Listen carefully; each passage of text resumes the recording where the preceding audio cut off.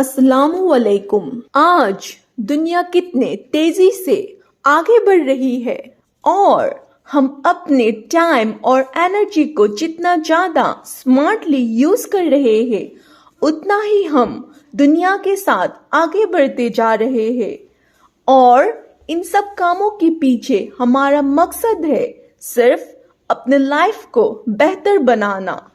ہماری زندگی کو اچھا بنانے کے لیے ہم جب گھر سے باہر نکلتے ہیں، محنت کرتے ہیں، بھاگ دوڑ کرتے ہیں، ہم سے کتنے چھوٹے اور بڑے گناہ ہو جاتے ہیں دن بھر میں۔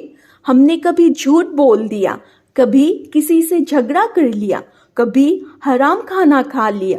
ہم آنکھوں کا گناہ کرتے ہیں، نماز ٹائم پہ ہم نہیں پڑھ پاتے۔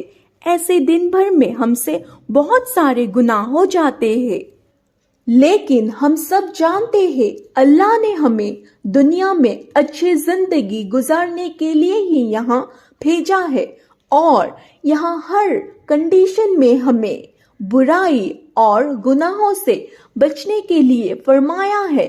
یہی ہمارا ٹیسٹ ہے دنیا میں، اور اس ٹیسٹ میں بھی ہمیں پاس ہونے کے لیے محنت کرنی پڑتی ہے، کیونکہ اللہ نے ہمیں دنیا میں رہ کر ہی ہمارے آخرت کا بھی اچھا انتظام کرنے کے لیے فرمایا ہے۔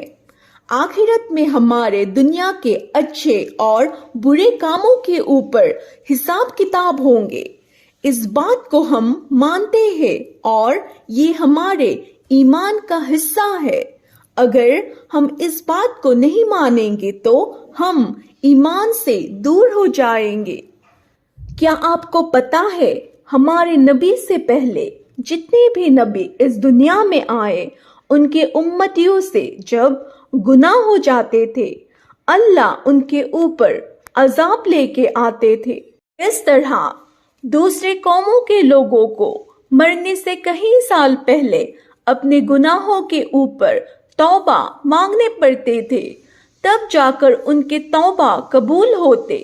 لیکن آقا علیہ وسلم نے اللہ سے اپنے امتیوں کے لیے دعا مانگے، اور اللہ نے امتی محمدیہ کو اتنے مہلت دیا ہے کہ کوئی اگر موت کے فرشتہ دیکھنے سے پہلے اپنے گناہوں کے اوپر توبہ کر لے تو اللہ سارے گناہ معاف کر دیں گے، سوائے شرک اور کفر کے علاوہ۔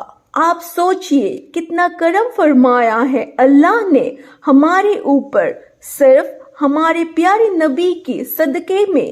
اس لیے نبی کے وفادار بنیے، اور ان کے وفادار ہم تب بن پائیں گے جب ہم ان کے باتوں کو مانیں گے، اور ان کے باتوں کو ہم تب مان پائیں گے جب ہم ان کے باتوں کو اچھی طرح سے جانیں گے۔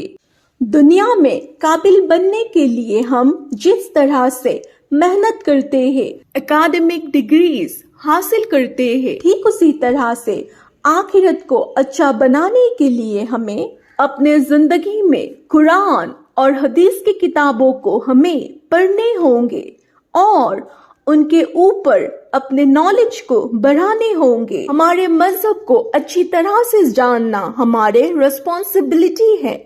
کیا آپ کو معلوم ہے امت محمدیہ اپنے جنم سے ہی دنیا کے خوش نصیب انسان بن جاتے ہیں؟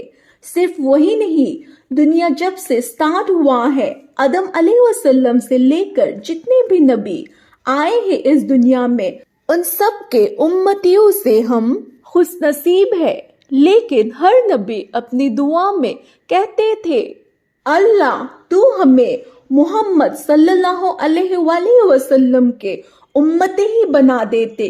اللہ کے ہر نبی یہ جانتے تھے کہ اللہ اپنے محبوب سے کتنی محبت کرتے ہیں، اور اس لیے نبی کے امتی ہونا بھی خوش نصیبی کی بات ہے۔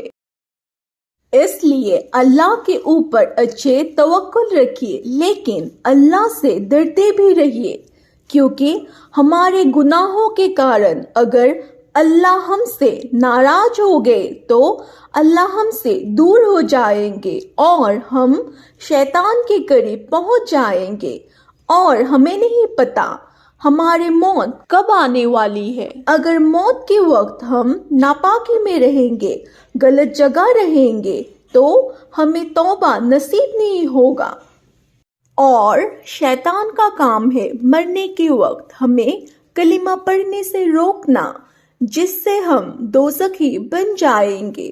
اس لیے ہر روز سونے کے وقت توبہ کر کے سوئے اور صبح توبہ کر کے اپنا کام کریے۔ یہ آقا علیہ وسلم کی سنت ہے۔